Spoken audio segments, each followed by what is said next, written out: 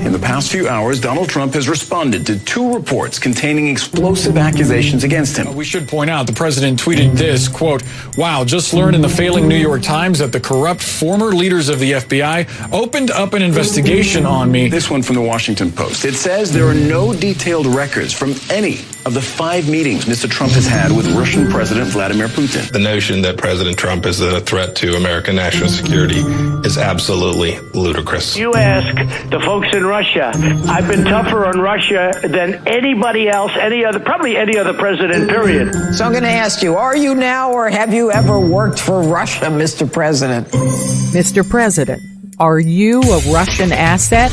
I'm Arlene Bynum. And I'm John LeBoutillier, and this is Revolution. We've talked a lot about a lot of amazing things on this podcast, John, but I think we have to mark it in our calendar that here we go. We just heard those words asked of the President of the United States of America, asked on Fox News, didn't really get an answer.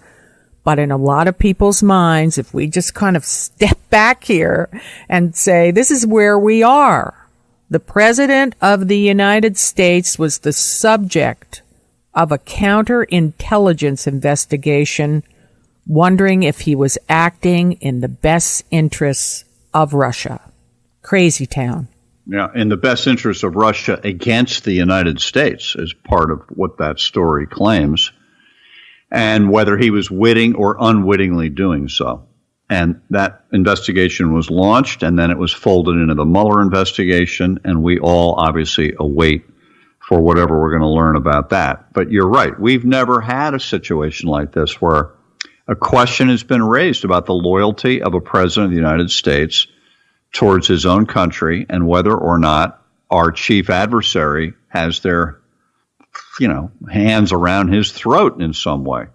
And that has been lurking in this issue for 2 years, but it's really coming to a fore now. It really, really is. And it kind of changes things. And that's one of the areas we want to focus on today, on whether or not this changes what we know about the investigation and the President of the United States and his ties to Russia.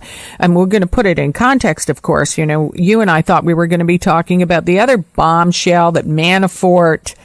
Now we understand that Mueller has information, solid evidence that Manafort gave polling data to a Russian with Russian intelligence ties. So that's huge. He was the head of the campaign. Now that we've got this, and then on the heels of this story, Washington Post follows up with all the blank information there is in a very strange way about every time this president has met with Vladimir Putin. He's gone out of his way to get rid of any trail of evidence of what they discussed.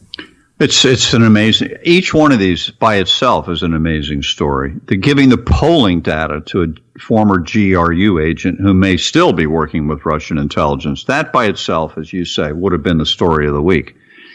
This counterintelligence one's bigger, but it now makes the Manafort thing make more sense. If the Trump operation is somehow tied in with Russia, both in the campaign and as an administration, all these outreaches back and forth.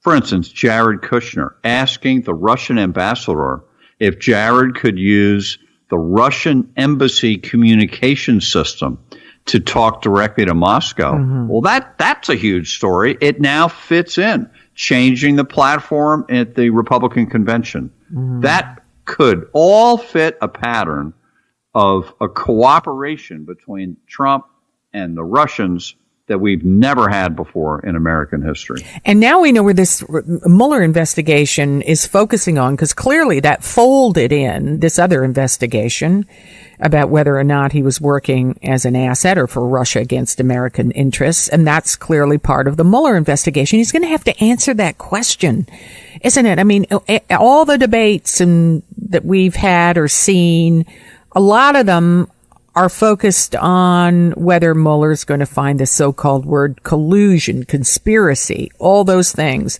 And now we know that he has to answer that question, really, as we called this podcast. Is the president an asset of Russia? It's either yes or no. And that's got to be part of this report.